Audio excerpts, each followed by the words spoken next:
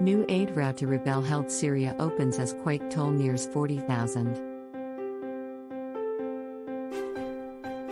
After Damascus agreed to let the world body use the crossing for aid.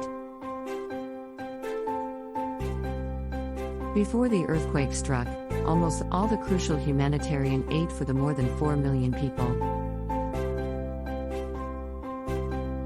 living in rebel-controlled areas of northwest Syria was being delivered through just one crossing. The trucks were loaded with essential humanitarian assistance, including shelter materials, mattresses, blankets and carpets. Paul Dillon, a spokesman for the UN's The United States, which refuses ties with Syrian President Bashar al-Assad, has called on both the government and rebels to work to allow an aid. Everyone should put aside their agendas and affiliations in service of one pursuit and one pursuit only, and that's addressing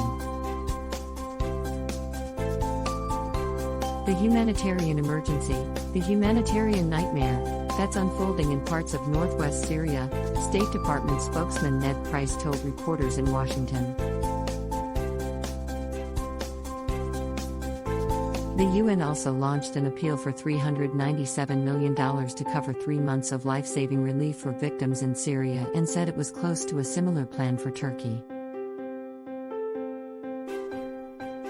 Millions of people across the region are struggling for survival, homeless and in freezing temperatures, Secretary General Antonio Guterres said about miracle survivors.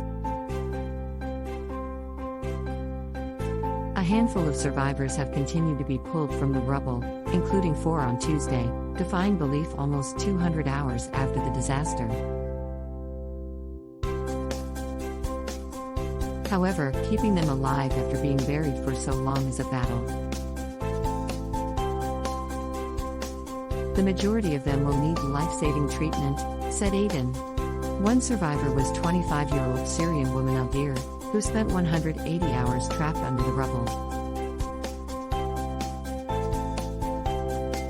Her heart stopped 2 times, but we managed to bring her back, said Dr. Nihat Mujdad Hokanek.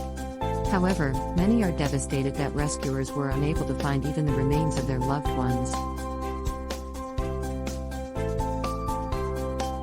We have reached the point where we could simply be happy to find the corpses, said a civil servant in Antakya who requested anonymity for fear of losing her job. She lost her brother and her sister-in-law in the quake. We are so desperate that the hope of finding corpses is all we have, she said. Mind-boggling. Fears have grown for survivors on both sides of the border, with the UN saying more than 7 million children have been negatively impacted between Syria and Turkey, and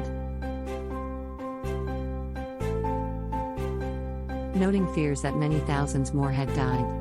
It is tragically clear that numbers will continue to grow, said James Elder, spokesman for the UN Children's Agency UNICEF.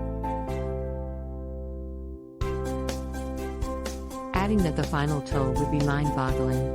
The confirmed death toll from the quake stands at 39,106 as officials and medics said 35,418 people had died in Turkey. And at least 3,688 in Syria.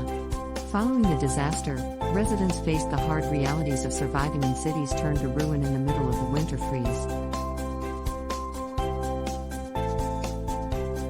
In Turkey's Kahramanmaraş, huge crowds depended on a single toilet that still functioned in the central mosque. I walk 5 kilometers every day to come here for a toilet. We cannot find any other place, Erdal Lale, 44, told AFP. The acrid smell of smoke from hundreds of fires lit to keep away the cold permeated much of Turkey's disaster zone. We need to take showers. There is a need for washing machines for clothes, Daz said.